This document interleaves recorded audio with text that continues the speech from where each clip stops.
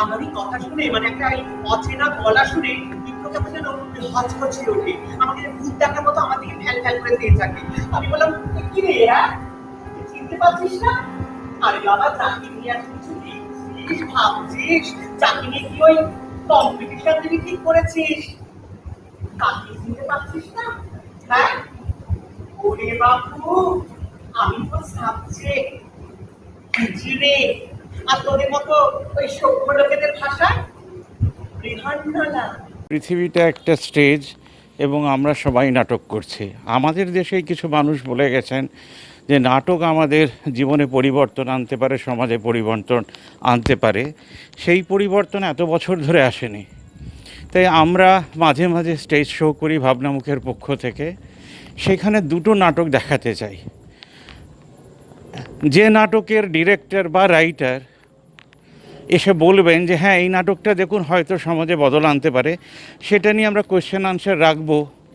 যেদিন সেই মানুষেরা আসবেন যারা সেই নাটকই দেখতে আসবেন, যে নাটক সমাজে কোনো বদল আনতে পারে, চেঞ্জ আনতে পারে, পরিবর্তন আনতে পারে। এই পরিবর্তন তো একটা মেগা শব্দ। পরিবর্তনটা কি? খারাপ হওয়াটাও পরিবর্তন, ভালো হওয়াটাও পরিবর্তন। এই ভালো খারাপের মেলবন্ধনে আমরা ইলেকশানে যাই, আমরা সিনেমা দেখতে যাই, আমরা নাটক দেখতে যাই, অনেক কিছু করি, কিন্তু সেই পরিবর্তন আসে না। আমি কৌশিকদার একটা ছোট্ট শর্ট দেখাচ্ছি আপনাদেরকে, ওনার বক্তব্য শোনাচ্ছি এবং এইটা শোনার পরে আপনারাই ঠিক করবেন।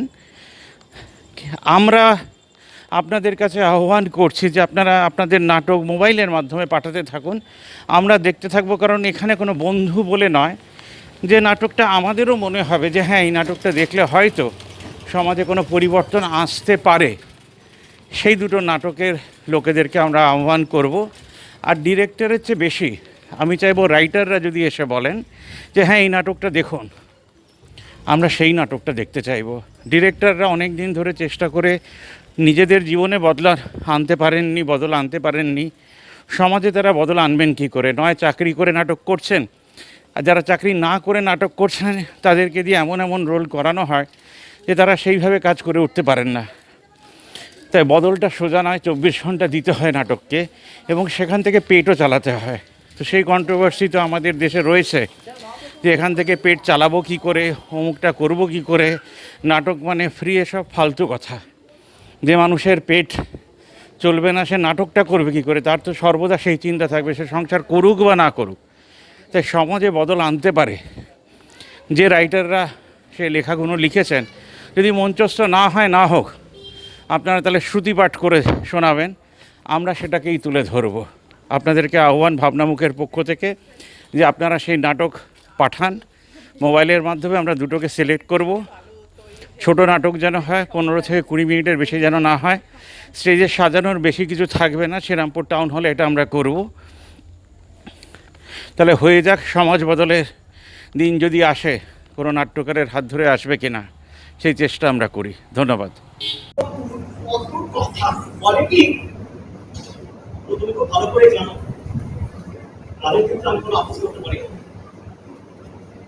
তাছাড়া একটা বিষয় নিয়ে অভিজ্ঞতা আমাকে আর রঞ্জনকে লিখতে দিয়েছে, আর আমাদের দুজনের মধ্যে যার লেখাটা সেরা হবে আগামী রবিবার তার লেখাটাই ছাপা হবে।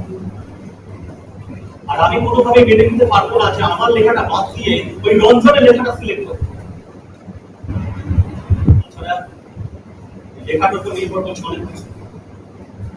এই লেখাটাই হতে পারে আমার আগামী উন্নতির পথ।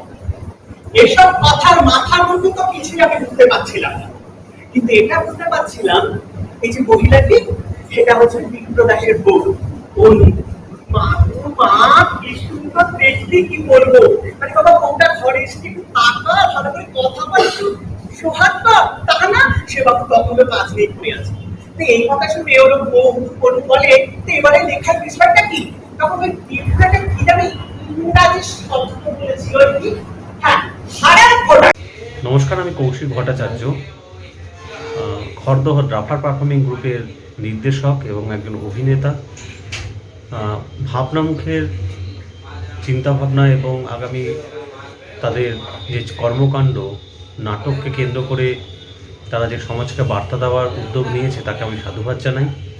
এবং সেখানে আমাদের একটি নাটক নাম হচ্ছে বৃহন্ন চেতন, যে নাটকটির আনুমানিক সময় 35 থেকে 40 মিনিট সর্বোপরি, এবং এই নাটকটিকে আমরা সেই মঞ্চে তুলে ধরার ইচ্ছা প্রকাশ রাখি।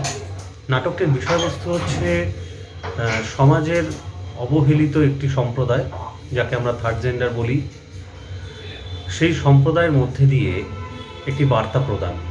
বর্তমান যুগে মানুষ অর্থ উপার্জন এবং নিজের যশ খ্যাতি বাড়ানোর স্বার্থে তারা পরিবার থেকে দূরে সরে যাচ্ছে, তারা সমাজ থেকে দূরে সরে যাচ্ছে, এবং ন্যূনতম যে গুরুদায়িত্ব সমাজের প্রতি বা পরিবারের প্রতি, সেখান থেকে তারা কিন্তু বিমুখ হয়ে পড়ছে। এবং এটা যে কতটা একটা জরুরি এবং ইম্পর্টেন্ট একটা টাস্ক প্রত্যেকের জীবনের, সেই উপলব্ধিটা করানোর স্বার্থেই এই নাটক। আশা করি এই নাটকটি যদি আমরা মঞ্চস্থ করতে পারি আপনাদের ওখানে, আপনাদের ভালো লাগবে এবং আমাদেরও ভালো লাগবে যে আমাদের এই নাটকটি 10 কেন সমগ্র এলাকাবাসীরা দেখবে এবং উপভোগ করবেন, এই আশা রাখি। ধন্যবাদ।